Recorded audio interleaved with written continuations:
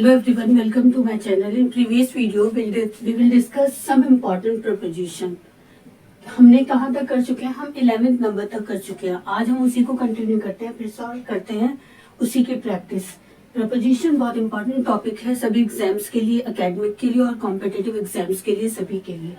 तो आज हम करते हैं कि हम कैसे डिफरेंट किसी भी सेंटेंस में या किसी भी वर्ड्स में हम प्रपोजिशन क्या होते हैं, against, with, to, for, to, against, of, by, ये सब क्या है, प्रपोजिशन है. हम उन्हें कैसे यूज करते हैं किसी भी सेंटेंस में. अगर हमारे पास दो सेंटेंस आ जाते हैं कि अगर वो डेंजर में होगा और वेपन में होगा, तो हम आर्म के लिए, हम आर्म मतलब हथियार, तो उन सबको हम आर्म्स को कैसे यूज करेंगे अगर हमारे लिए वो डेंजर में आता है या फिर वेपन में आता है.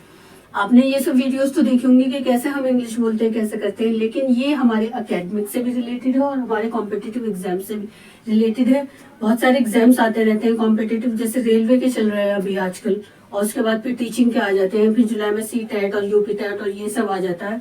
तो उन सभी एग्जाम्स में ये बहुत इंपॉर्टेंट टॉपिक है. अब हम करते हैं विदाउट वेस्टिंग आवर टाइम, हम शुरू करते हैं कि हमें क्या करना है, कि हम डेंजर को आर्म में किसके साथ यूज करेंगे. हम अगेंस्ट के साथ तो हम डेंजर में यूज करेंगे और विद के साथ हम वेपन में यूज करेंगे. कैसे हम सेंटेंस के थ्रू और क्लियर करते हैं और समझते हैं. We must arm ourselves against the danger of chemical weapon, कि हम क्या करेंगे, अपने आप को आर्म करके पहले ही मतलब कुछ उससे हिफाजत कर रखेंगे कि उससे कि वेपन्स वगैरह जो भी केमिकल वेपन से हमारे डेंजर से बचाएगा, हम उससे पहले ही अपने लिए सेफ करके रखेंगे कि हम उससे कैसे बचे. तो हम कैसे यूज करा हमने सेंटेंस में, we must arm ourselves against the danger of chemical weapon. तो हमने आर्म के साथ क्या यूज करा, अगेंस्ट यूज करा, वेपन में, केमिकल में. ही आर्म हिमसेल्फ विद, अब सेकंड में देखते हैं आर्म विद वेपन के साथ. He arm himself with a revolver and a knife, कि वो पहले ही अपने मतलब बचाव के लिए आर्म मीन्स हथियार लिए बैठा है, क्या, रिवॉल्वर और अ नाइफ. अगर हम वेपन में यूज करते हैं तो हम उसके साथ विद यूज करेंगे ऐसे. उसके बाद करते हैं अटर्न. अटर्न का मीनिंग होता है कि किसी चीज में कोई चेंज लाना, कि अगर हमसे कोई गलती हो गई है तो उसके लिए हमें फिर से अपने को चेंज करना और उनसे माफी मांगना. तो अटर्न किसके लिए यूज करते हैं, हम अमेंड के लिए. अमेंड मीन्स मतलब टू चेंज, कोई हमसे सिन हो गया या गलती हो गई, उसे चेंज करने के लिए, उसका हम फिर से अपनी गलती को मानने के लिए उसे चेंज करें और उसके लिए माफी वगैरह मांगे, उसे क्या बोलता है, अटर्न बोलता है. तो पर्सन में कैसे यूज करते हैं और एक्शन में कैसे यूज करते हैं, सेंटेंस के थ्रू समझते हैं. I try to attorn to him by offering market price of the land, कि मैंने उससे रोक लिया ये गलती करने से, मतलब सिन करने से, चेंज कर दिया उसका माइंड, उसको चेंज कर दिया. अटर्न टू हिम, कि उसको चेंज कर दिया कि वो मतलब ये गलती ना करे, कि वो ही प्राइस मार्केट को ऑफर करे जो मार्केट में है प्राइस. तो कैसे हमने अटर्न का यूज करा, इस चैप्टर के थ्रू और इस वीडियो के थ्रू आप नए वर्ड्स के मीनिंग और कैसे हम नए वर्ड्स यूज करते हैं और कहाँ क्या, उसकी भी आपको नॉलेज मिलेगी मेरी इस वीडियो से. और सभी वीडियो में मैं ऐसे ऐसे वर्ड्स लाती हूँ जो आपको वोकैबुलरी में एनरिच करें और आप उनसे अपने डेली यूज में यूज करें और इम्प्रेसिव लगे आपकी लैंग्वेज. अटर्न, अगर हमें अटर्न कहीं बोलना है और हमें उसकी हिंदी पता है कि मैंने उसे रोका ये गलती करने से, तो आप इसकी जगह अटर्न बोलेंगे तो वो ज्यादा इम्प्रेसिव लगेगा. तो वो भी आइए हम वो भी सीखते हैं कि नए वर्ड्स जो हम अपनी कन्वर्सेशन में यूज करें, डेली यूज से अलग हटकर, जो अपनी वोकैबुलरी को एनरिच करे और हमारी कन्वर्सेशन को और ज्यादा इम्प्रेसिव दिखाए. तो उसके लिए हम यूज क्या करेंगे, I try to attorn to him by offering market price of the land. इसे अपने सेंटेंस में यूज करें अटर्न को, कि कैसे हम किसी को, मैंने उसे ये गलती करने से रोका कि वो ये गलती करने जा रहा था, उसे हम कैसे कहेंगे डेली यूज में, अपने सेंटेंस में बनाएं और रियलाइज करें कि हाँ खुद आपको इम्प्रूवमेंट लगेगा अगर आप खुद बनाएंगे अपने sentence. Attorn for action. He try to attorn for the mischief he had conducted, कि वो उसने जो गलती करी थी उसके लिए वो शर्मिंदा है कि उसने अपने आप को चेंज कर लिया कि जो पहले उसने गलती करी थी, ही हैड कमिटेड. चलते हैं अवार्ड की साइड. अवार्ड फॉर एक्शन में अवार्डेड टू पर्सन, कैसे, he was awarded a gold medal for winning 10 feet race. तो अवार्डेड के साथ हम क्या करेंगे, फॉर लगाएंगे, विनिंग 10 फीट रेस. और अवार्डेड टू पर्सन में क्या लगाएंगे, हम टू लगाएंगे. A silver medal will be awarded to the best sports girl. अब चलते हैं एंटीडॉट्स. एंटीडॉट्स बोलते हैं कि किसी चीज का कोई जहर खत्म कर देना, कोई ऐसी मेडिसिन, जैसे किसी को स्नेक बाइट कर लेता है तो उसी की एंटीडोट क्या होती है, उसी के जहर से बनती है कि उसका जहर खत्म कर कर और उसको इंजेक्शन लगाया जाता है, उसे हम एंटीडोट बोलते हैं। एंटीडोट टू मेडिसिन और antidote against infection. Diamond is regarded as an antidote to the poison of the snake. Snake अगर किसी को बाइट कर लेता है तो उसके लिए डायमंड क्या कहलाता है, एंटीडोट कहलाता है। और quinine is an antidote against malaria. Malaria के लिए कौन सी एंटीडोट दी जाती है, क्यूनाइन।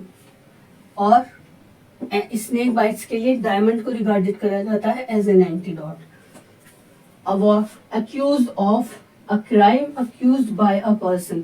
अब इसका मीनिंग आप मुझे कमेंट में बताएंगे कि अक्यूज्ड को हम यहाँ दोनों सेंटेंसेस में क्या मीनिंग हुआ और कैसे यूज कर रहे हैं। ये बहुत आसान से सेंटेंस लिए मैंने, आप मुझे कमेंट बॉक्स में बताएंगे कि अक्यूज ऑफ और अक्यूज बाय इसका क्या मीनिंग हुआ और हम अपने डेली यूज में इसे कैसे यूज करेंगे। He is an accuse of murder, he was accuse by his wife. आप मुझे बताएंगे कमेंट बॉक्स में ये कर अपनी डिक्शनरी में देखें, वोकैबुलरी में देख करें, एनरिच करें इसे और मुझे बताएं इन दोनों के मीनिंग सेंटेंस के कि accuse, he was an accuse of murder और he was accuse by his wife. इन दोनों सेंटेंस में आपको क्या समझ में आया और क्या डिफरेंस लगा और हमने डेली यूज में कैसे यूज करेंगे इसे और अपने सेंटेंसेस में, डेली लाइफ, डेली कन्वर्सेशन में। और अभी और वर्ड्स है बाकी, अभी इसकी प्रैक्टिस कीजिए अभी करते हैं। अब हम करते हैं और एक वर्ड जो हमारे रह गए हैं, जो हमारे प्रपोजिशन में। इसको करने के बाद आज हमारे एक वर्ड कंप्लीट हो जाएंगे, फिर हम कल नेक्स्ट वीडियो में बी से स्टार्ट करेंगे। ए से जेड तक सभी वर्ड्स करेंगे, उससे हमारी वोकैबुलरी भी इंक्रीज होगी कि हमें नए नए वर्ड्स के मीनिंग पता चलेंगे। जैसे कि अकम्प्लिस का मीनिंग अभी मैं बताऊंगी, और पहले मैंने अक्यूज्ड का बताया नहीं था, आपको कहा था पता लगाना। अक्यूज और अकम्प्लिस का मीनिंग थोड़ा सिमिलर से ही होता है, वो भी मैं समझाऊंगी।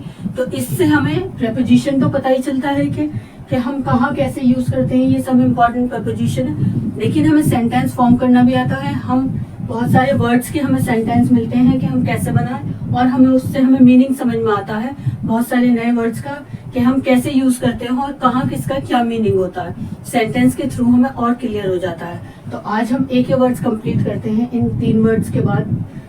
तो पहले चलते हैं, चलिए अग्री की साइड। अग्री हम करते हैं इन ओपिनियन में कि मैं उसके साथ अग्री हूँ, उसके ओपिनियन से। प्रपोजल में अगर कोई हमारे साथ कोई अग्रीमेंट करता है तो हम उसके साथ वो अग्रीमेंट पूरा करते हैं, तो उसे कहते हैं हम प्रपोजल में। और पर्सन में कि अगर हम किसी पर्सन की किसी में हम पार्टनर हैं और उसके व्यूज हमारे मिलते हैं वो।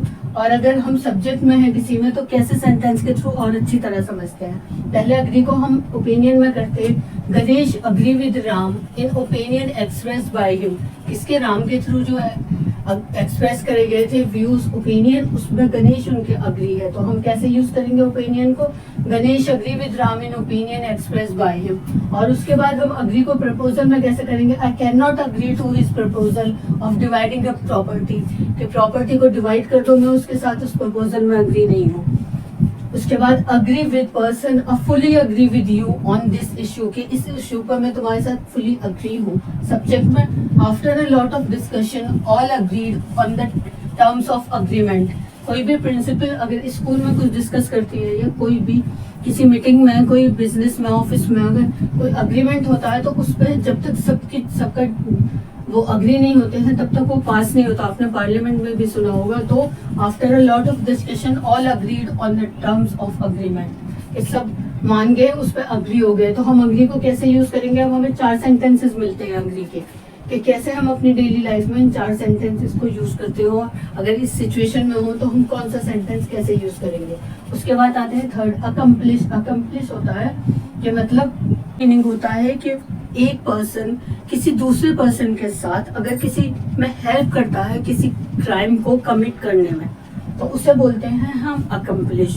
और अक्यूज जो मैंने पहले कराया था, अक्यूज का मीनिंग होता है कि जो कोई क्राइम कर रहा है उससे जुडिशियली और पब्लिकली उसका शो हो जाए। जैसे कि केजरीवाल का, तो केजरीवाल क्या हुए, वो अक्यूज हुए, वो उन्होंने क्राइम करा है तो वो जुडिशियली और पब्लिकली सबके सामने आ गया। और जो उनके साथ छिपकर शामिल है उन्हें हम बोलेंगे अकम्प्लिश, जो उनके साथ शामिल है। तो अकम्प्लिश का मीनिंग क्या हो, इससे और ज्यादा खुलकर अच्छी तरह नहीं आपको क्लियर हो गया होगा बहुत अच्छी तरह कि क्या होता है अकम्प्लिश का मीनिंग और क्या होता है अक्यूज का मीनिंग। अब देखते हैं सेंटेंस के थ्रू। अकम्प्लिश पर्सन में with his wife was an accomplish with the murderer, कि जो मर्डरर था उसके साथ वो शामिल थी उसके क्राइम करने में।